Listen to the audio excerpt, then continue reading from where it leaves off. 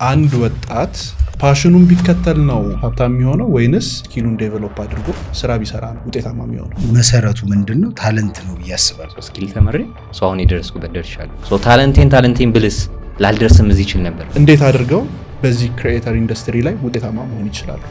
ከሆኑ ነገሮች ወደ ኋላ እየቀረን ያለን ኢንፎርሜሽን በማጣት ነው።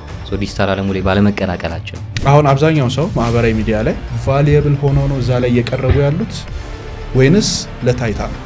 አብዛኛው ሰው እንዴት ሞኝ ልፈምስ ነው፣ ተሰድቤም ቢሆን ምንም ቢሆን በቃ ልፈምስ ነው።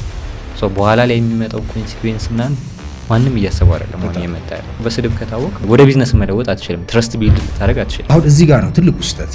መታወቅህ ፊትህን መሸጥህ እንዳለ ሆኖ እነዛ ፊትህን መሸጦች ደግሞ አደጋ ይዘው ይሄ አሁን የኢትዮጵያ አየር መንገድ እናንሳ፣ ምንድነው የሚመጣው? በቃ ያ ነው ፐርሰናል ብራንድ። ቀበሌን እናንሳ፣ ምንድነው የሚመጣው? ያ ነው ብራንድ። ሰው ስትቀጥሩ በስራችሁ የትኛው ነው የምትመርጡት? ታለንት ያለውን ወይንስ ስኪል ያለውን?